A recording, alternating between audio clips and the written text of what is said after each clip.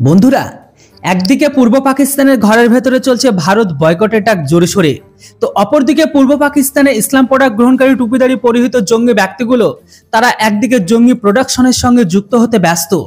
তো এখন সেই দেশ থেকে বড় খবর বেরিয়ে আসছে সেই দেশের একটি সরকারের বড় সিদ্ধান্তকে নিয়ে। হ্যাঁ বন্ধুরা, ভারতকে বন্দর ব্যবহারের অনুমতি দিল পূর্ব পাকিস্তান ওরফে বাংলাদেশ। ঐতিহাসিক সিদ্ধান্ত হাসিনা সরকারের।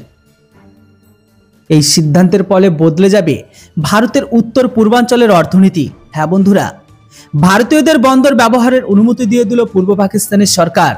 নির্বাচন জিতে টানা চতুর্থবার দেশের মসনদে বসে ঐতিহাসিক সিদ্ধান্ত প্রধানমন্ত্রী শেখ হাসিনার।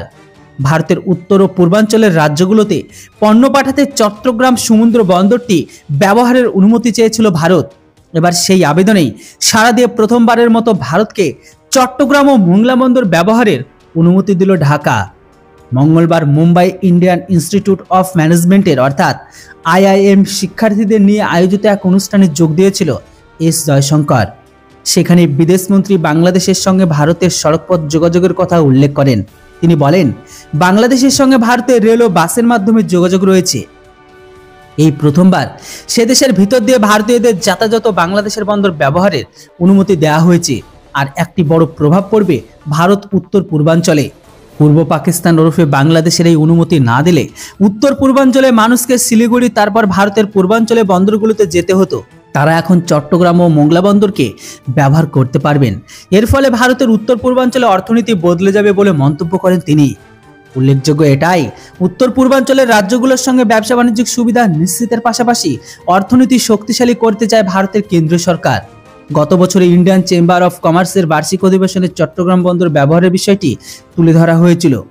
ভারতের কেন্দ্রীয় মন্ত্রী রাজকুমার রঞ্জন সিং বাংলাদেশের কাছে বন্দর ব্যবহারের অনুরোধ কথা জানিয়েছেন। সংশ্লিষ্ট মহলের মতে চট্টগ্রাম থেকে ভারতের অসম সহ উত্তর পূর্বের রাজ্যগুলোতে পণ্য পরিবহনের সময়ও অর্থের অনেকটা সাশ্রয় হয়, তাই এই আবেদন জানিয়েছিল ভারত।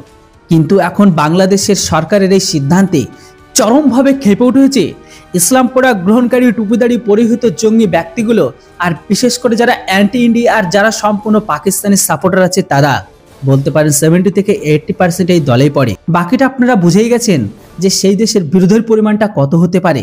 তো বন্ধুরা, পুরো বিষয়টি নিয়ে আপনাদের কি মতামত সেটা কিন্তু অবশ্যই কমেন্ট বক্সে কেউ লিখে জানাতে ভুলবেন না। আর হ্যাঁ, চ্যানেলটিতে নতুন হলে অবশ্যই সাবস্ক্রাইব করে রাখুন। Thanks for watching. জয় হিন্দ, বন্দে মাতরম।